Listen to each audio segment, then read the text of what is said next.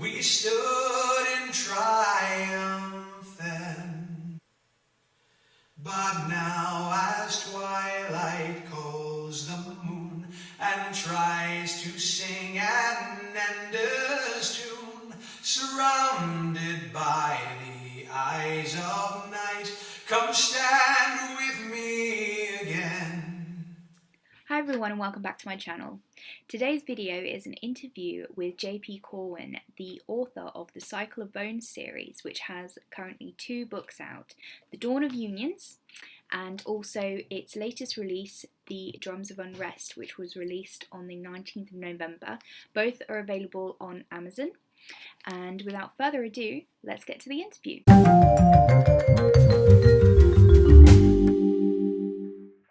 Hi JP, how are you? I am fantabulous. How are you? I'm very well, thank you. Thank you very much for coming onto my YouTube channel for an author interview. It is my pleasure. We had a bit of a technical hurdle last week, entirely my fault. The good news is I get to hang out with you again. Yes, that was a bit of a blunder, the first take of our interview. 2 hours of fun, and all it is echoey madness. So we'll try this again. Thank you for making No, I didn't have headphones on, so it's my mistake. But, you know, as you say, get to hang out again, so always fun. Trying myself.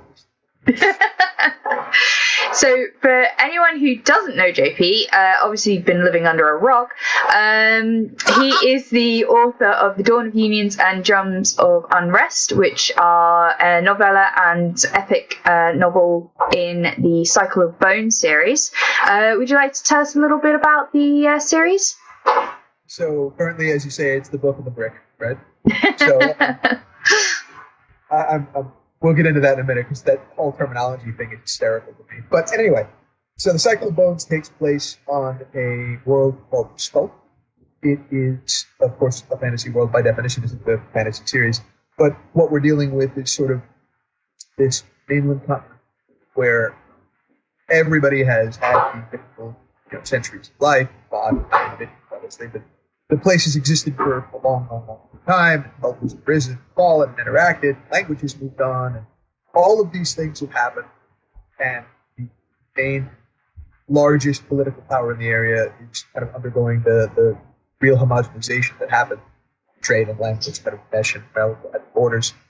All of those things are happening, and then there is this very old thing, this evil, this trouble that has been long since sort of scourged history and swept under the rug.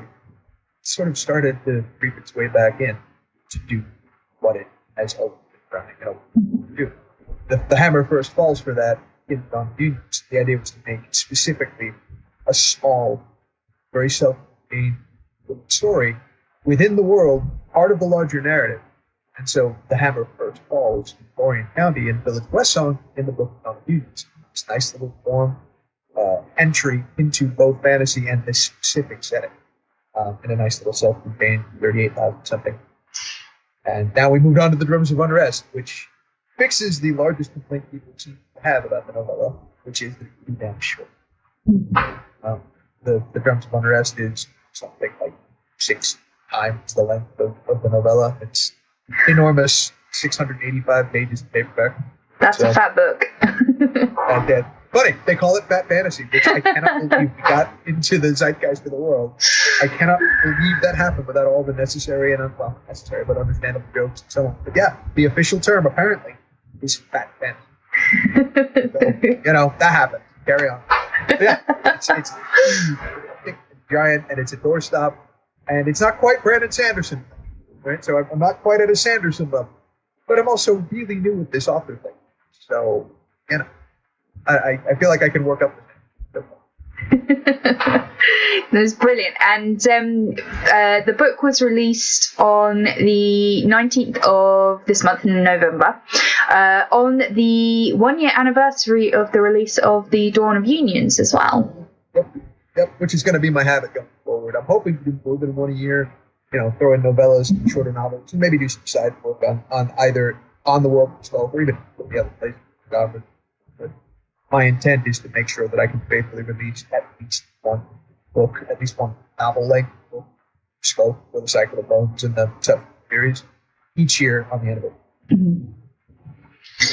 And moving forward, obviously there is going to be several more installments to the series. What is next for the Cycle of Bone series? For the books, the next thing is and that should be out by or before November of this upcoming year. Depends on how big this one ends up turning itself to. It could end up being a novella, but I really expect it to be a full novel. It's the way my writing tends to work. I process books strangely in that regard, but I anticipate it being another brick. So we'll see how that shakes out. The good news is I'm already something like The Dawn of Beats in length into the next book, 35 or so thousand words in. And that's because it's stuff from the sessions for drums that did not fit within drums, but absolutely fits the grand story. So I kind of put that out as those things appeared and moved them off to the focus for the book. So I'm about The Dawn of Beats in length into the next book already, and I haven't actually sat down to really begin writing it yet. Okay, and what is your usual writing process when you begin a novel? Well, the most important thing, of course, is this. Writer's fuel. Yes, writer's fuel indeed. Without coffee, I don't know how we would survive. Not true. I'm sure we can all survive without it, but yeah. How do you take your coffee? Black. Black. Yeah, straight up black. Don't get me wrong, I love weak coffee. I love Starbucks, which isn't really coffee. It's shake, or Costa, like that. Like, those things are great, but when I'm making coffee at home, years ago, I came to a conclusion. I take my coffee really sweet, like a boatload of sugar. That's fine if you're having 1 cup of coffee every day or every other day. But I was having, especially writing, lots of coffee throughout the day. When you do that and you're having spoon after spoon of sugar, wow, you're taking a whole lot of refined sugar, babe. I want to cut back. So I dropped the cold turkey and went straight to black at the end of it. Oh, fantastic. So, but as for the original question, the process. Sorry, we got on the coffee tangent. I feel like that's an important question to ask, right? Like, they have to be. Well, my channel's all about cats, coffees, and chats, so you got to ask the coffee question. You do, although I'm very sad because I don't think today it's going to be, because I do not hear the manic purring of Cheetah Must Be Fed. Oh, Ori is asleep. Fable's around here somewhere. She keeps pouring at me, but yeah, I think Ori's gone for a nap. She'll wake up before I leave. It's a habit. She can't hear you today. I'm wearing headphones. She can't hear you. That's right, what ruined our last video. Yeah? I unplugged the headphones so she could hear you. I feel sad. Anyway, whatever. Cats and coffee notwithstanding, back to the chats. So, for me, I talk about this a lot. People, it's a common question, because I know you know, as a writer yourself, what's your process like? But for me, I have a weird version of writer's block when I have it, and it isn't the typical blank page. For me, it's archaeology, technology, all of it. The world in this specific instance, and the different places that surround it, politics, everything else.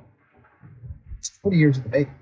I have 70-something megs of text documentation for this book, for the words that are within it. And so I know the metallurgy. I know what is and is not an export here, and what this country makes, and how much they make, and how much they don't. What they do with treating their lower class, their middle class, their upper class, how they handle gender, and how they handle all of these things. I have all this stuff. No one cares. No one, right? But it would be missing. And if it were missing, you would be maybe not aware of what wasn't there, but it would seem thin because it would be thin. So having all that information allows me to use that as a springboard. It informs the way the stories play out. I know the people, I know the places, I know geography, I know all of it on some level, either running in the back of my head like a subcomputer computer, or in all the copious amounts of text stuff. It allows the world to be a living, breathing place. And when that information is necessary to the story, or necessary to any part of the tale, it's there.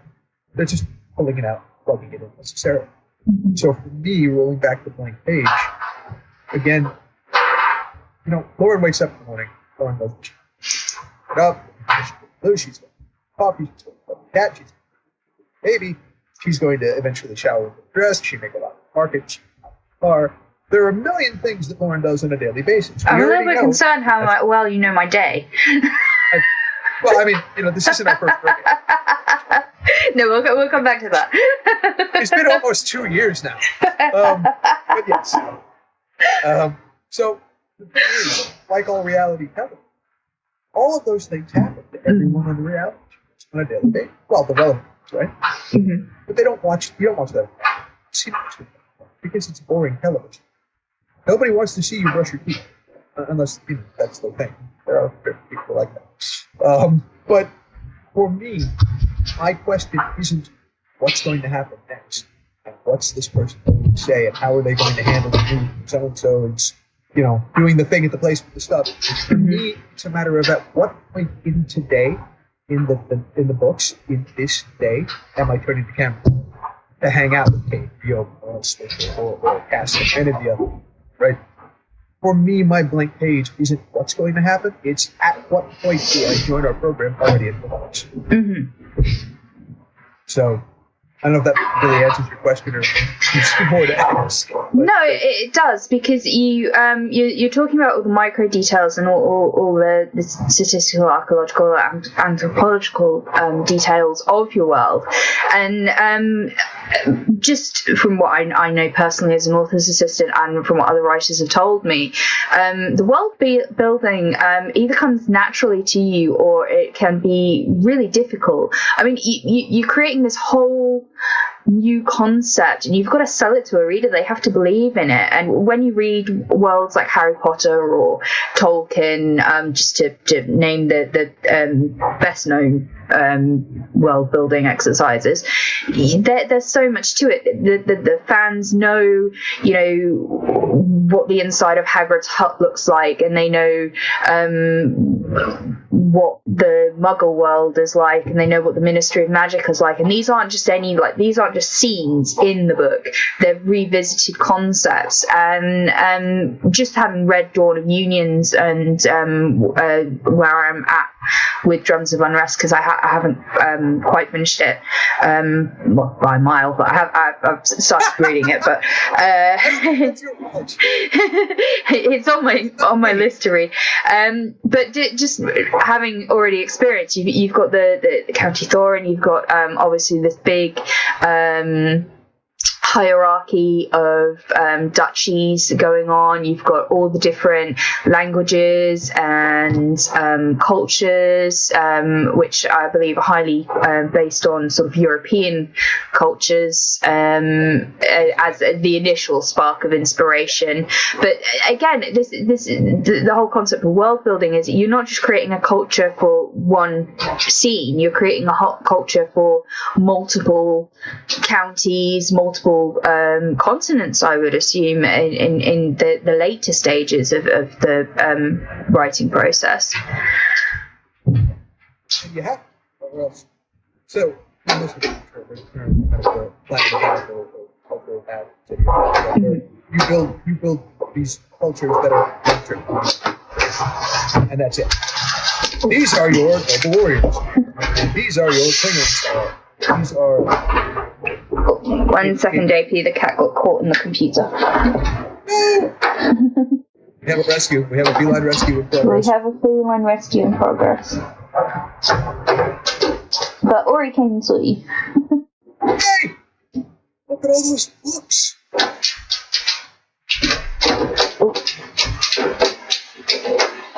I have to say, you made me feel very smart. You made me feel very smart about the person. I'm looking at all the books behind you, and I'm here with the bare wall and a guitar. Very funny. That's quite easy to do. Here's Ori Pop. Yeah, there's a Eric I get that I'm used to. Got you caught in the front of the computer when you're trying to get my attention. I don't know how many attempts at videos I've made so far, but there is not one without a cat in it. I mean, as a joke. Feline masters deserve all the screen time. Yes, they do. Right. This is just turned into like a Zoom failure. Oh, that. Sorry. So we were, before the computer got pulled apart, we were talking about so the world building and things, and you have a lot, obviously a lot of information for your world, but you also linguistically have developed languages and put things like translations and stuff in the books as well, haven't you? Yeah, so I want to be very, very, very upfront about this giant disclaimer. While I may have taken several words from his books, I am in no way, shape, or form. I don't claim to be. I am not an accredited linguist. Right? I don't have a degree in anything like that. I'm not that pretty. I'm not that good. However, yes, our world has something. I think the current numbers are separate language lexicons within the context of the book. They haven't all shown up in the books yet, but they exist within my backlog of information. So, in a lot of, if you go into, everybody's seen Game of Thrones, and equally large drop. In that, like in every other movie with any sort of foreign language, you usually wind up with they speak the language and you speak something. Mm-hmm. So, Robo shows up and speaks something in the back and does, and you hear it, and it's visceral and guttural and interesting and intense, but you're reading subtitles. But it gives you more context to hear the delivery and to hear the way the language sounds and sort of fits. More immersive. Well, exactly, much more immersive, much more energetic. So, within the context of the books, when you hear one of the other races or one of the other people cultures speak, and they are speaking appropriately in their native tongue, whatever that may be, you'll see it written within that tongue, and it will absolutely be a language that is stuff on the page. But right below that, or right after that, assuming the person whose point of view we're in, shoulder or whose head actually speaks the tongue, you'll immediately see it in translation, parenthetically and italicized. So if you're the kind of person who wants to hear and feel and get that emotion, you get it. And if you don't give a damn, you don't have to.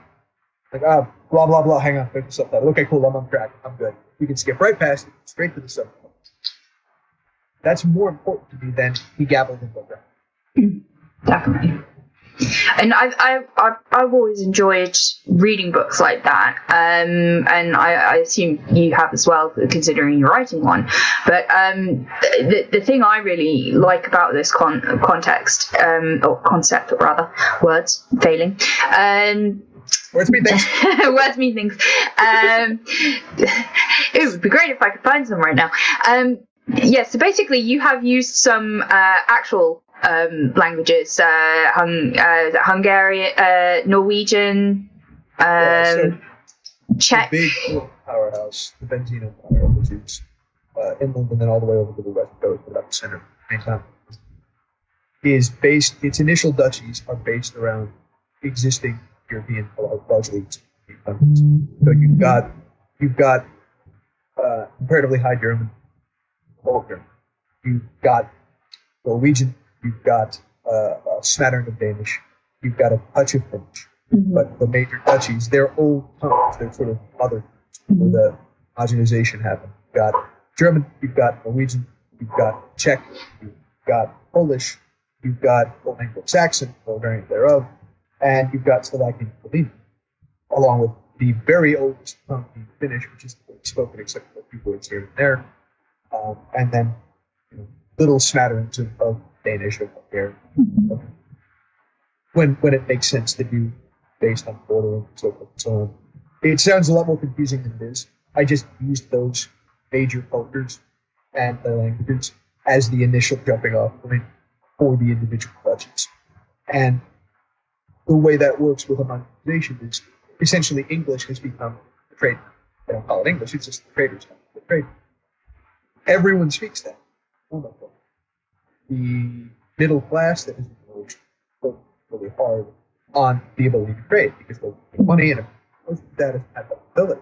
So your merchant class, your gentry, these people are focusing their time on speaking for trade because it's a better way to sort of increase their status.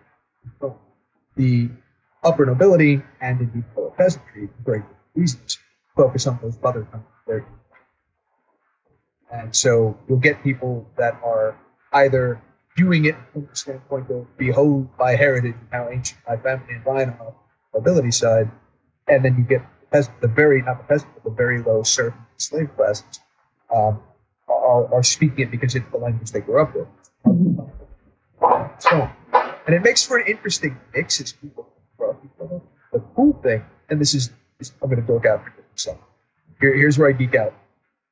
In reality, when you get cultures meshing together in either melting pot cities or indeed on the borders between the two regions, you end up with words that get borrowed or mixed, combined from one side of that cultural divide to the other. So I've been able to take those moments idiotically. I know it's way too deep in the weeds for most people, but for me, it just gets me super excited. I've been able to take those moments and make these strange combined words where the borders are or where people that have spent time in one place or another. And between that and occasionally phonetically rendered accents, you wind up in a scenario where language it isn't just a part of the world, but it actually matters to bits of the story, to interactions. It dictates who thinks what of what people. All of these things come into play. And it's not remotely the plot, but it's this extra level of fancy word. I'll polish it, put it back on the bookshelf in a minute. The verisimilitude of the book, the truth. And truth is the most important thing authors bring to the table. And that's something that's often missed, especially with fiction writers, is we'll take England, for example. We have a bunch of counties, so you've got different languages that evolved just in the counties. Now, if everyone thinks of England, we think about the English-speaking culture. But if you were, say, in Norfolk or up on the border of Wales or Scotland or something, you'd have very different words and local terminologies. I mean, take Scotland, for example, and we in England, we'd quite often say children or kids. They obviously say barns. We have lairds in Scotland, whereas we have lords in England. Just a few examples. And I'm here in Gloucestershire, and it's like that. It's really different here than in Norfolk. Yeah, and I think that's a really great cultural aspect to bring to the novels. And I also like the fact that you produce the is it fair to say phonetic language within the book, and then you provide your readers with a translation. And the only other person I can actually think off the top of my head who's done anything similar is James Cavell in Shogun. And just from personal experience, that book actually taught me my basic Japanese, which I then went on to further. And so basically with your own books, you could be picking up very relevant European languages. It's simple, at least, yeah. Yeah, I'm not saying you're going to be an expert, but you can have a damn good time learning this phrase or that phrase as you go along with Keith and everyone else. Exactly so. One of the other things that I really love is that this is, again, only for the people who are super deep divers into whatever fandom they're a part of. Not everybody. Some people just read a story or watch a movie, and they're good. That was awesome. I may remember a scene or two. It was fun. Moving on with my day. Other people dive super deep into the fandom and want to know every aspect of what's on the third shelf on the left in Hagrid's hut, right? Those people are going to be able to look at what's written within the books, especially for the languages that are not based on real life, that are not, check the other racial stuff and so on. They'll see it. And if they're attentive, when they get to another chapter, even in a later book, where the point of view character doesn't speak that tongue, so we don't get the translation, we only get the actual things that are said. Wait a minute, I've seen that word before. Doesn't that mean lightning? Lightning? Why does that mean lightning? Hang on a second. Flip, flip, flip, flip, flip, flip. Yeah, that means lightning. Ooh, I think I know what's coming, right? And it gives you, if you're that fan, if you're that reader, yeah, and it's nice that you're catering to all the fans of fantasy. You know, the light readers, the ones who are interested in the military fantasy, those who are interested in the immersion, and from a writing, from an author's point of view as well. That is actually really good advice for anyone, especially the fantasy or the historical writers. Is because you've got all this information, you now have fodder not only for stories moving forward, but blog posts, videos, Instagram posts. You can put out little bits on social media, and it creates a much more engaging authorship. And rather than just, oh, well, here's the book, here's all the paperwork and all the information I didn't put in, but that's all trapped in my head. You don't have to have that. You can share it out. Yeah, and do something with it for the fans, as well as frankly for yourself, because there's great, as I know you know, there's a great kind of joy, a great release when you can take the things that you weren't able to say before, the spoiler and for the like, and give them out to people and be able to interact with them with that. I mean, it's the same thing with me on stage, right? There is no sensation in the world I have ever found to rival the one where you're on stage and you're playing your music and singing your song with a triple touch, and the crowd is singing your song back to you. There is nothing like that. And the closest I've found is when you do exactly what you're talking about, and you're sharing now stuff that's in your head that you couldn't put out sooner for spoilers, that now the fans are interacting with and going, oh, does this mean? And they're putting all that math together and drawing the necessary connected lines. And you're like, yes, you see what I have. Yes. The evil plan is working. Yes. Something dark side. Just remember to have cookies on the dark side. If you don't have cookies, everyone's going to be disappointed. And rightly so. I mean, the dark side is working.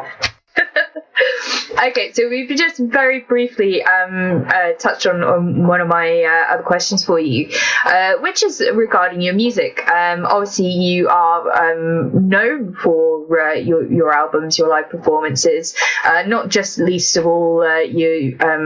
Fact that you coined the hashtag blind indie, but Blind indie rock, blind indie bros. So you've obviously been producing music for quite a while, and one of the things I really love is you also incorporating it into the books as well. Yeah, so this all comes back down to the same kind of book about everything is something that people.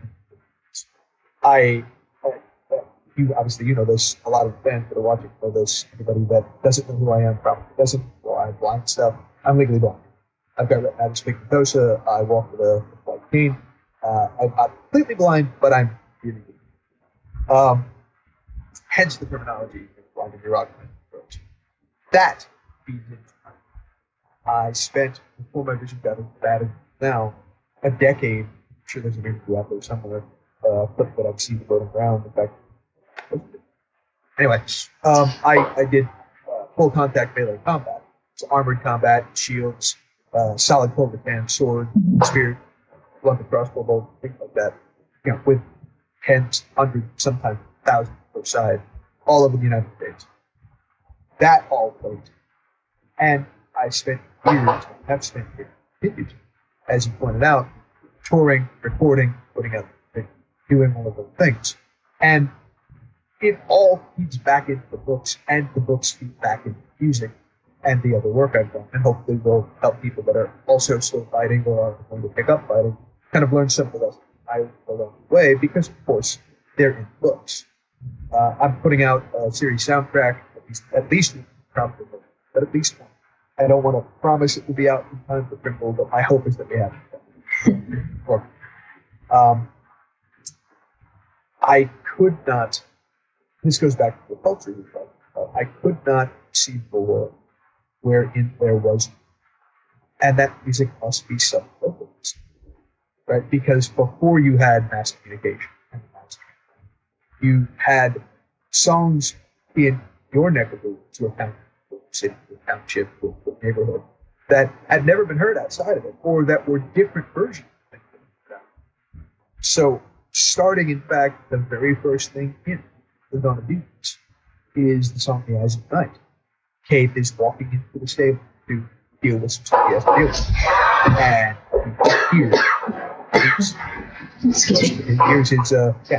he hears one of his friends up on fighting outside the stables, singing around with a couple of friends, also fighting types, and they're all just doing what you do when you have some downtime, hanging out when you don't have a radio to listen to.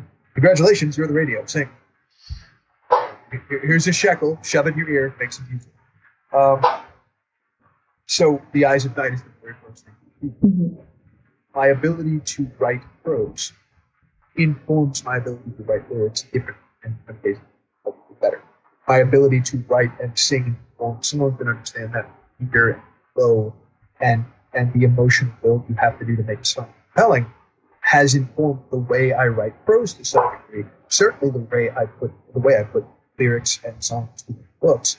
And the bottom line is, of course, the guy who sings music, of course the songs in the books are real songs. That and I had to put that correct. And there's some clips of the songs from the books on your YouTube as well, which I will try and make an effort to link below for anyone who's interested in those soundtracks. JP obviously also has several albums. I have them on my Spotify list, so you can get them on Spotify, you can get them on Google Play, iTunes. I'm missing one. Apple Music and Amazon, yeah. So go check those out. There's some really great soundtracks on there as well, and obviously we've got the actual soundtrack for the books coming soon as well. I keep using the term "we," so I think we need to clear this up. I was JP's. He was my uncles, brothers, sisters. Yeah. So we're doing each other for youngs. Yes. I was JP's Dawn of Union's author's assistant. That's how we actually know each other. We play off each other's jokes a little bit. I was reviewing last week's footage, and I remember we were saying that it was going to involve quite a lot of editing because we were just laughing too much. Oh yeah, that's the problem we have. Okay, so let's go back to some of the questions. I'm going to ask you this one again because I only threw you through a ringer last time. Who's your favourite character in your book? I hate that question. I'll say the same thing I always say. It's like choosing your favorite kid. Of course, everybody has a favorite kid, but you never say it out loud. So, of those who have met, I would have to say this has been a surprise level because he's such a minor character. But ironically, Jackson. But he's by no means the only. I love so much about so many different people. I love those. Their story is incredibly, and Gregory's just incredibly. Greg is my favorite. I know. Faith is instantly and strangely vanilla by the time we get him in Dawn of Demons. Like, he's not. The way he's been described to me through the eyes of fans of me about him. Nobody has anything really negative to say about him, but he feels like somebody who's supposed to step into the role of being here, who never quite gets there, which is absolutely accurate. But he's an interesting character with a lot going for him, who's not really managed to be the hero of the day the way I think everybody expected him to start with. Oh, God, that's clearly the character the author wants us to be. Well, I mean, yeah, but not in that way. I love the character and I love his story and where I expect it's going. But he's not my favorite. I love Adam Newbrook, I love Yoda, I love all of these people. I think, however, if I had to pick for those we have met over the course of years, I suppose I would have to pick Dastar just because of how interesting the person has turned into, now that we've seen the rest of him. And then I absolutely love, I can't say names. If I say names, I'll spoil things in the book. There are characters that you will meet a little later on in the book, and when you do, you will probably about them. Say yes, that's the one I'm talking about. There are others that also. That's as far as I can put it without spoiling. Okay. Go with So how long did not Dawn of Union, how long did Drums of Unrest actually take to write? Because that is a pretty chunky book. So, if we're talking about when I actually sat down, cracked my knuckles, and said, okay, we're good. I know what I need to know. I've with a preliminary scene I need to write. I know where they fit in the story overall. Now we're going to really sit down and write the book. Mm-hmm. I started it. Tail end of April. So about 5 months. That is a very hefty word count for 5 months, because it's over 200,000 words, and anyone who's just participated in Nano knows the struggle of getting to 50k in 30 days, and if you're like me, failing miserably. But how did you motivate yourself to carry on writing with that intensity and not burning out? Well, so burning out happens, I think, when you write yourself. Mm-hmm. This is my experience. Your mileage will vary, right? You write the way you write. You know your mind, your schedule, your reality. And if your schedule puts you in a position where you're struggling to make time to write, you'll feel like a chore instead of a joy when you sit down. Again, I think most of it is discipline. You make yourself get in at about the same time every day. You make yourself stop at about the same time every day. Sometimes you write much longer. Sometimes you don't. If the wind's blowing, if you're on a roll, you don't stop until you're ready to stop, but you make sure you hit minimums. But there are days I've written nothing. There are days I've written a couple of hundred words. Then there are days I've written as much as 30,000 a day. It depends on the day and what role you're on.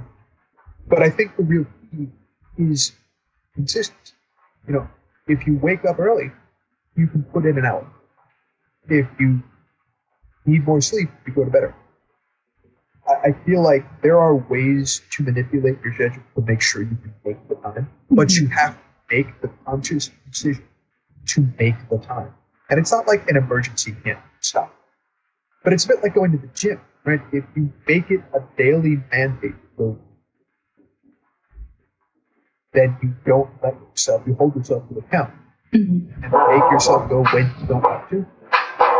It becomes a thing that you have habituated, right? It's become a thing that you are focused on, making sure you do. I must today. I must shower today. I must brush my chops today.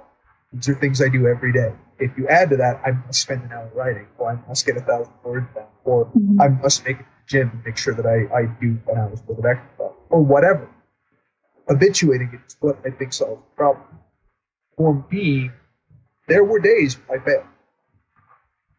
The thing, and you see this, you of all people see this in the dedication, and of course it's in the dedication also. It matters more not that you stay on the path, because you will step up, you'll stop, you'll make mistakes. You'll feel like garbage one day. You'll knock the kettle over and scald your foot, God forbid, or bash it or both, and it will wreck your whole plan. You'll be ill. You'll have to be on travel. There are a million different reasons that you will be unable to make it work on a given. The problem isn't that you got off the path, because that's going to happen. The key is that you get back on. So my recommendation is simply that get that juice going by making it happen. And holding yourself to account the same way you do, making sure you fix your hair before you leave. aren't wearing a bunch of clothes that are in desperate need of laundering, aren't not bothering to brush your teeth, or forgetting to eat. There are any of the other million things that we make ourselves do every day. That's my best advice. And I 100% agree with you. It's about habit. And I know I just said I failed Nano this year. It's not through lack of the daily habit. It's just through the lack of not being able to spend several hours a day writing like I used to before I had my little boy. But one of the things I found is if I make a habit of doing even 2 10-minute writing sprints a day, one in the morning, one in the afternoon, I can get about 500 words in 10 minutes done. If I'm on a roll, I can at least get 200. And at the end of the day, if you, even at your best, you do 500 each session, that's 1,000 words that goes towards a manuscript. 1,000 words a day over 30 days is 30,000 words. And I think this is where that's where people fall off the wagon when writing their novels. Is if they miss a day, they feel like, oh well, I've got extra to do today. No, not necessarily. You're the only person putting that pressure on yourself. Exactly. Unless you've got a deadline that someone else has artificially insisted on that you do. Oh, exactly. Yeah, it's a bit different if you're writing for a publisher, but if you're just writing this book, first draft for yourself, even if we all just said, right, we'll give ourselves 3 months to write this book, and you consistently write 500 words a day. It's that consistent writing habit that builds the novel. It's not the, I wrote 10K today, but I didn't write anything else the other 6 days of the week. It's the tumbling weed effect, the snowball effect of novel writing. You gather bits gradually rather than, and I think it's great because I know you can write 12 to 18 hours a day on a good day. I've seen you do it. I know I think my best ever writing sprint, best ever writing session was 30,000 words in one day, over a 24-hour period, but that was solid. And shatters my record. That was because of a deadline. I had a really insane deadline, and I had to do it. Do I want to do it again? No. No, but you're really proud to be able to say you did it. It took me 4 days to recover from that. I don't want to see a book for a week. But these consistent smaller goals, and I think you really haven't hit the nail on the head, it is the daily writing habit. It is, whilst you're eating your cornflakes in the morning, if you can't physically type, get your phone out, get Google Docs on there, dictate. And that's something else I would like to just chat to you about briefly, because obviously with your sight impairment, you don't often type. I know you can touch type, but you quite often dictate. I do. Depends on what kind of role I'm on and how badly mistakes are coming from software. Sometimes I'll just say the hell with it, I'll sit down and I'll type because I'm But just because I type fast doesn't mean I'm typing. No. You can read it, but there are plenty of... Why is there a 3 in the word? Like a number 3 in that word? I have no idea why that's there. I was pressing Z. But the thing you're driving at, my dictation, I use Dragon naturally. I use a job box. The problem with that, of course, is, and it takes a special kind of badness to be handled, as you well know. If you're dealing with a scenario where Dragon will make homonyms direct or homophone phrases would sound like maybe the 2 words they were supposed to, but it's actually smaller words. My screen reader won't catch it, so it sounds correct when you read it because, again, homonym, homophone. You get the wrong version of there or your, right, or peel or the like, or you get a phrase that is, from a sound perspective, when it's read aloud quickly, without a pause, because it's a screen reader, it doesn't pause going, that word doesn't make sense there. It just reads straight through it. Mm-hmm. I miss the way it actually is written because it sounds good, which means you, the editor, or anyone else is reading it going, that sentence isn't really a sentence. I don't know what that's about. Why is that there? I don't understand. And it becomes a special kind of television for editors. But, it allows me to speed through a lot once you train Dragon to get a lot of it done on the page. Now, there's a lot of editing after that even I go, because there are things. But it's a double-edged sword. But it does resolve the problem of I don't have time to sit in front of my keyboard, type, but record it. And then when you have it all recorded, literally you record it as a voice, or save it as an MP3 or a WAV, and drop it into Dragon, and Dragon will turn it into dictation from the file. All right, there is ostensibly no excuse to not get any writing done from the standpoint of that. Now, this comes to a major question that I don't think enough people ask. I've told people this in music, and I've told people this in writing as well. You have talked about this in the past because you have a problem, but because we did an interview last week. So you need to ask yourself a very serious question. With no one else around to argue with and no one else to fix, what does success look like to you? Because that word has so many meanings based on who they are. If your quotient for success, quota for success, is that you are up on Amazon, you can say, I'm a published author, I'm on Amazon. But look, that's achievable and great. If the goal is you want to be marginally famous, be it regionally or national or whatever, you can still do that, but there are different steps you have to take to get. If you want to be the next Tolkien, King, Mark, Jocko Willink, that's that man, or any given number of other people, well, if you want to be the next Maya Angelou, it's not impossible. You can certainly do it, as proven by the fact that they did. People didn't know who they were before they got there. Then they got there. They worked their butts off. They had a little bit of preparation for the opportunity. You got to be ready to jump on the opportunity when it shows. But they worked and they got there. You can as well. But the level of success that you are counting for yourself will be the thing that dictates the path you take and how hard it is. You do not need, even if your goal is to be the next Tolkien King, you do not get there tomorrow. Great. But there is no flip a switch, cast a spell, congratulations. So it's old Gregor, right? This is Gregor all day long. Figure out what your ultimate goal is and make sure the other things you do are always a step forward and serve. Figure out what success is. And then you can much more readily map out how to do it.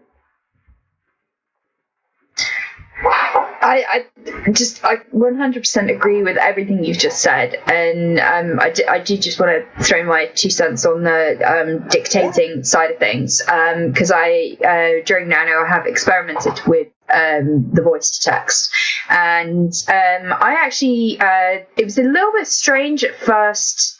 Learning to talk to yourself. I mean, we do it unconsciously all the time, and we think we're funny and witty and all the rest of it. But when you're actually trying to talk to your reader, I suppose is what you're essentially doing rather than write to them, it is a little bit jarring. But the whole prospect of, even if it's 10 minutes a day, even if you put your, I have a dictaphone. I've had this thing for years and years and years. Record the files. They're digital. You can listen back to them when you need to. And as you said, if you pay out for something like Dragon Dictation, you can import the audio file. There's services, transcribing services. You pay per minute. Or you just do it when you do have time. But there is literally no excuse of I don't have time now. You might not have much time, and I think that's the new phrasing of the question, but there is some time. I mean, heaven forbid it, if you've got time to take a bath or sit on the bus going to work or what have you. Yeah, there is. I'm sure anyone can find even just 10 minutes a day to work on their book, and yeah, the fact that you can write for so long and produce such a high word count in 5 months is staggering. And I think it just proves to anyone, and forgive me for saying this, but yourself being blind as well, that's just another point in your corner that you've achieved this massive thing. Why have and viewers and readers and that need to ask themselves, why haven't I? And it's down to this if you're a famous person who has all the money and all the time, all the power and all the everything, you can get there eventually. But if the plan is to get there and you're not there now, like it's setting the scene, isn't it? Right? Because if you are this giant, massive person, which I wasn't when 300 change pounds, you're not going to suddenly become a 210-pound anything overnight. You're not going to get there in a month. You're not going to get there in 3 weeks, unless you do something drastic and stupid. You have to measure your little along the way, measure your little success along the way, en route to the ultimate goal. If you're only thinking of your ultimate goal with every step and not how you're going to get there, you're completely putting the cart before the horse, and you're destined to be frustrated, which will be a direct path to disappointment and to excuses to not buy. It's much easier to give up when you're not seeing the progress, or when you don't feel like you have to have that respect. And you already touched on this earlier. It's actually one of my favorite Tony Robbins lessons. But what we have to ask ourselves is, where do we see the discomfort? If we've only got limited time to write or read, are we putting it off because we feel like we are going to receive more pain by doing it than not doing it? That's the short-term gratification of it. Whereas in the long-term instance, not having your book written causes you more pain. Whereas sitting down for 10 minutes when you're dead tired and it's 12 o'clock at night and all you want to do is go to bed, Right.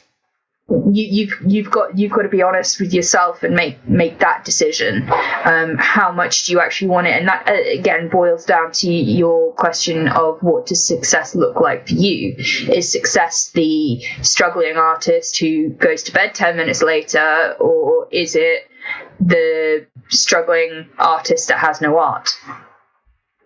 Exactly. So there are two more little points I want to touch on exactly. One is done is better than perfect. Yes, absolutely. You can edit it when it's done. Unless it's something clearly drastic that you're looking at that's frustrating like crazy, and it's driving to distraction, you can edit it later. Right? I'm not saying you can't backspace and rephrase a sentence. You can do that. But don't go back and edit everything writing now. Don't go and undo 6 paragraphs, because no, that's crap. I can't tell you how many times I've plowed through a session, a writing session, saved it off and went, I really don't like the way that read. It feels really off to me. And I made myself save it and gone to bed. And when I got up the next day, I reopened it. It's something I try and do every day. I start off by rereading the last thing I wrote. Right? It makes sure that you're back in that. I've reread stuff, and sometimes I've reread it and gone, yeah, no, that is crap. I need to delete that whole scene. It's bad. But most of the time, I scratch my head and go, well, yeah, there's clearly work to be done here to fix this. I'll do that in editing, but it's nowhere near as bad as I thought it was. I just was in a mood, and I felt like it was crap, and I'm really glad I didn't delete it, not save it off, because there's a lot of good stuff here. Mind you, there's a lot of work to do to fix this. That's what everyone is. I'm okay with this as it is. Maybe change the sentence, or, oh God, that's a problem, I have to correct that. But most of the time, I look at it and I'm like, no, actually, that's nowhere near as bad as it felt like it was when I went to bed. And I just keep writing there.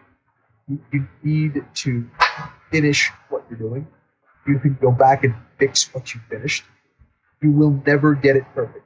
It will never be perfect. Never. Perfection is aiming of anything that man will ever create. However, you can make it as perfect as you can. And there's honor, so to speak, in the attempt for perfection. But you have to finish it. Then you can correct it. Don't not finish because you're busy editing. You can get lost in editing. So that's the first. The other thing, the other point I want to make, and I promise I'll get off my soapbox before I get into it.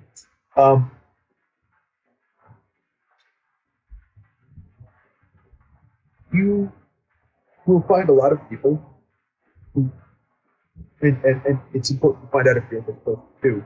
That means you're alone. You have nobody to prove to but you. That want to be successful, but don't want to become successful. They see themselves as Steven Spielberg. They see themselves as, Martin or King or Ty Barker, whoever. Pick your favorite author, or your favorite singer, or your favorite driver, or whatever. The ultimate existing extant example of what you want. They see themselves as equal to, as good as, maybe better than. So they see themselves as successful. They can see themselves at the party, making the money, being consulted, working on a major motion picture, working on a major novel, working on a major video game, whatever the case may be. But they don't see themselves becoming. They see themselves only already. And if that's you, you are putting yourself in a situation where you will never be satisfied. Because barring just random chance, if you don't put in the work, you will almost certainly never achieve. You have to want to become a success, not just to be. 100% agree with you again on that point. And I'm a Gary Vaynerchuk and Tony Robbins fan anyway, so I live and breathe this stuff. But that again, it just comes back to that question of what success means for an author. Is it on Amazon? Is it 30 sales? Is it 30,000 sales? Is it being the next J.K. Rowling? And that's a very personal question. Is it being a ghostwriter? Is it writing under an alias? It does all boil down to the individual. Moving on, we've discussed what's next for the Cycle of Bones series. What's next for you in general, obviously with the music and everything else? So first it's the soundtrack, and then I've got a bunch of my rock stuff that I'm working on in the background. So it happened for a while. So I'm now in a position where I'm working on that in the background, in between working on the symphonic stuff and folk stuff, books. So my hope is to release two very different, but still separate records, say 5-6 months. Certainly, I'd like to be done with both of them in principle, have the Cycle soundtrack release and the new regular JPC album with post by the time I head back gliding to the States. We'll see how that plays out, but that's my goal. Beyond that, the Scions of Scope, which is an animated series I've got for the history of the world, or at least the modern history of the world over the last couple of centuries, all that modern. That's been up. We're 5 episodes deep on that as a YouTube animated series. Sage on the animation, and a good chunk of direction. Hybrid B, who has done all of the sound design and final mixing. It's been my music stuff, soundtrack. I've done basic direction. I've worked with a great team, and the stuff is awesome, and I'm excited. Paul Warren was kind enough to put his voice to it, did the narration, and Paul Gross, historian, and narrating everything. So that's up, and that will continue. I think we have maybe 5. I've got to double check my notes, but I think we have 4 left. So that's happening. And then beyond everything else, I'm writing like crazy, and that's it. I'm excited for the music. I'm excited for the animated series. Oh, and I'm live streaming, which is really exciting. I finally, as you can see, because we're talking by camera, I finally got my rig set up. I did a random test on Friday, Black Friday, 85 minutes notice. I had a handful of people show up. I had 50-something comments, views. Right? It wasn't anything that lit the world on fire, but given I'd never done it before and I gave less than an hour and a half notice, I was pretty happy with the turnout. Yeah. So I'm going to start doing that. It could take a half hour or so a week on either Friday nights for you and I here, but Friday evenings in the States, or Saturday afternoon in the States. I'm still working out which days the week best, but I'll get on with everybody do, an Ask Me Anything Q&A and play a couple of songs and play out how long it plays. My plan is to give it an hour. That's a lot of fun. And so that's happening. And that's kind of it.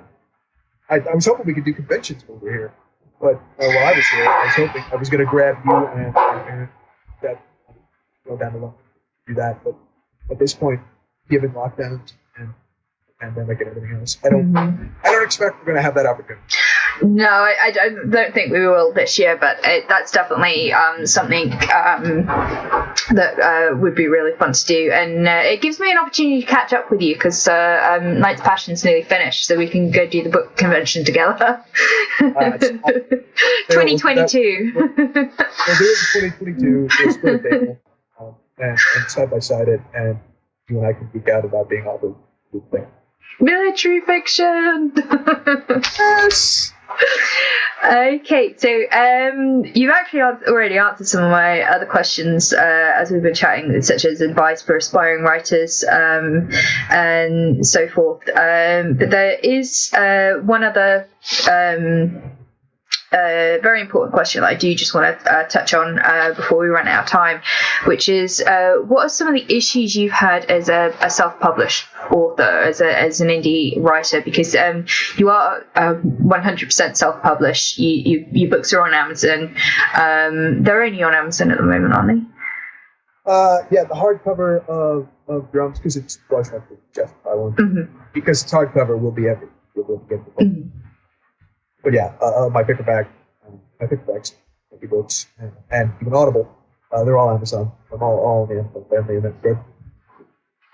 And obviously, having the audio was very important for you, but you also won the lottery on that one. And just tell us a bit about that. Yeah, so the award-winningest narrator in the history of audiobook narration, the literal narrator voice in my head whilst writing, the one and only legendary Simon Vance, absurdly, in a moment of perhaps drunken insanity, decided to, he was willing to record and narrate without a means for me. And I told him, I finally got on the horn with him. I'll be honest, I know I'm paying for the service of getting you record, but I'm a complete school idiotic fangirl, so I kind of feel like I'm paying the money I'm paying just so I can have this fun quality. He's a gent, he's amazing. He's incredibly kind. I've learned a whole job out as a writer, and about book sales. I mean, I've done voice direction and I've done voiceover over the years, and it's been a lot of fun. But it's a whole new process for phenomenal, and it's fascinating. He did a ridiculous, and we originally talked about him actually singing the songs, but it ended up coming across a little too jarring. So he still recited them in a very lyrical manner with all the appropriate cadences. But at his urging, after we talked about it and played it for a bit, it became narrating rather than singing the actual song. But still, it was an amazing job that he did, as always. He's incredible to work with, and I will never stop being grateful to him for being willing to take a chance and record my little book that no one had ever heard of, that 100% did not happen. That is not a man who needs my work to pay his bills. And it's unbelievable he bothered. Apparently willing to do the rest. So that's super exciting. That's fantastic. And so just rolling back to the self-publishing side of things, because I know a lot of indie authors aren't necessarily prepared for the initial, not just the cost, but having to figure out things like cover designs, formatting, Kindle formatting, paperbacks, even just down to obviously things that you and I appreciate, figuring out how big the spine is going to be, how many pages are going to need to be glued in, whether you're going for white, yellow paper and all that sort of stuff. But what are some of your tips about self-publishing? Now that you've got two out there, what were the things that you would either have a red light on, or what things come naturally to you now? So we've got a pretty good process at this point. Started by you and I, thank God, and thank you. But so this is a lot of advice you've heard before if you watch what people like. But it really comes down to this. When you know what your level of success is, and what your therefore goal is. If you just want your book on Amazon, you still should spend money on the appropriate and time on the appropriate things. But it's less urgent if the goal was just to get that. Right? There, I'm on Amazon. That's easy. But I think you need to find the right cover designer, cover artist. I think you need to pay, maybe not the greatest dollar amount in the history of document, but I think you should pay that dollar. I think that is the first thing you absolutely spend on the meal. I really highly recommend you do the same thing on the editorial side, but even if you manage to get some good editorial work done on the comparative team, don't limit yourself to one editor. Take the first person that's going to do the work and go through that with them. And then when you're done and you're satisfied and they're satisfied, find somebody else who you can also trust to go through and be your drop editor, your I'm checking again editor. You want to make sure your book goes through as much time and effort goes through it, given the allotted time, plans, things you promised, and so on, to make sure that it is as pristine as you can. Yes, you can always be. Yes, you can always reissue it with a new cover. But yes, you can always get it reformatted. But it should be done. You're better off not if you take it seriously. Your book cover is the first thing people see before they read the book.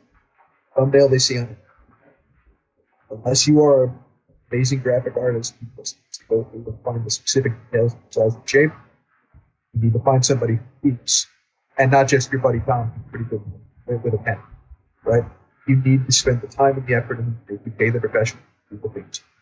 Now, the type of book will change that to an extent. Actually, spend time and money on the meat of what you're doing will dictate that. But you need proper editing, and then proper editing again. You need a proper book.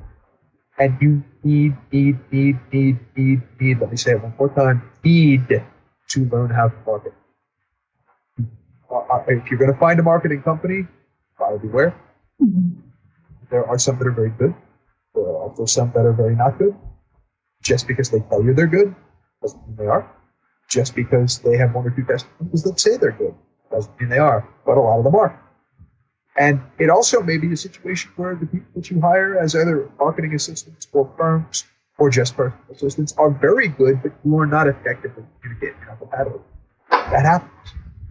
But you need to realize that if you're not going to market your book, nobody owes you a sale. Nobody owes you a smile. Nobody owes you anything. If you want it, you better go get it. So the actual writing process is very solo, but when it comes to the production of the book, the reviewing, the marketing and anything, what you're basically saying is put your effort into your team and put that effort back into the novel several times before you hit publish. Exactly right. Exactly right. Again, it's hysterical, but people do it. I mean, we're all guilty at some of like we deserve things, right? And when it comes to putting out books, you've done it, you've recorded it, or you've written it, and you've published it. It's now out there. It's out there in the ether. Why aren't people coming to buy my stuff? Do they know you? Have you gone out of your way to present what you've done? And I don't mean standing on the street corner going, buy my book, buy my... That's not what I mean. But you have to do something to promote yourself. Nobody in the world, not even your mother or father, or your husband or wife, or your best friend in the world, nobody owes you. And no one is going to fight for your dreams. No. So if you won't, how can you expect anyone to? No, and I think that's a very good advice for aspiring indie authors, especially. Obviously, with the more traditional publishing route, there is still certain elements of the self-promotion, because I think a lot of authors fall into the trap of thinking that, oh, well, I went through a publisher, so they're going to, sell my book for me. They're not. They'll put a little bit of resources into that, and you're finding more and more with the trend of self-publishing and Amazon Kindle, especially. you've got to think there's so many people vying for your attention. That's where your search rankings come in really imperative. Getting on, it's okay to put a tweet out, hashtag must read, but within 5 minutes there's going to be another 100 tweets with that same hashtag. It's consistent. You've got to keep marketing it. You've got to keep not necessarily shouting it out and rubbing it in people's faces, but the engagement and as you say, doing your live streams, doing your videos, your web series. It's all linked in to being an author nowadays, rather than just someone who's published a book.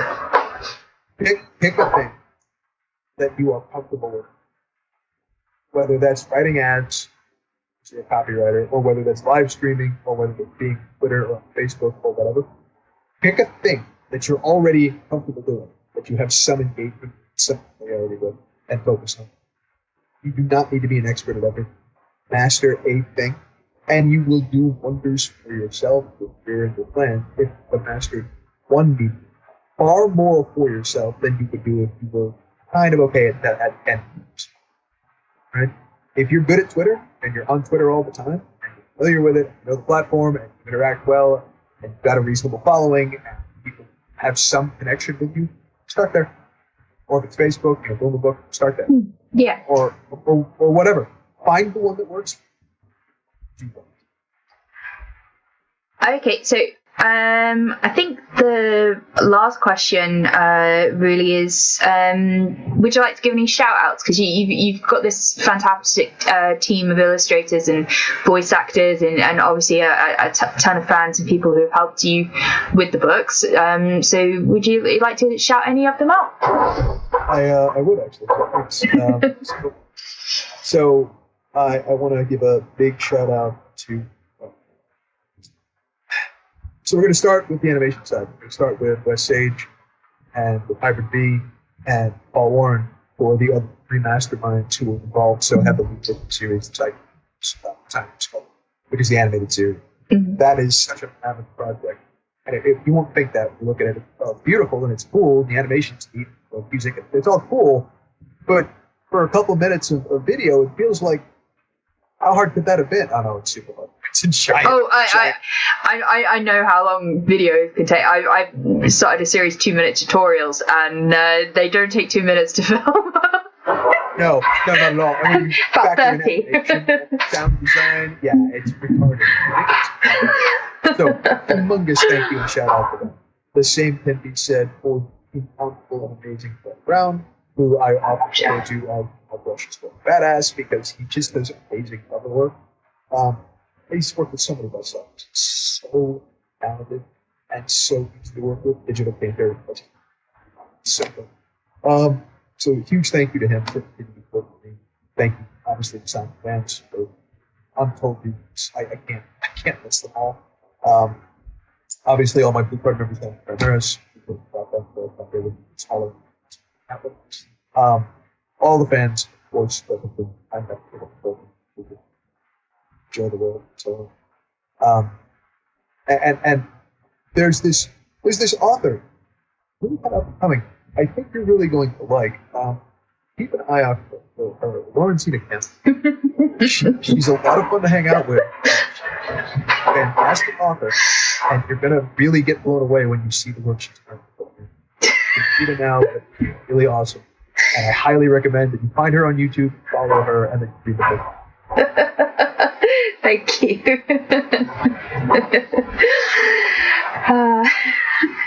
That tickled me. Well, you better leave it at, or I'm going to be cross with you.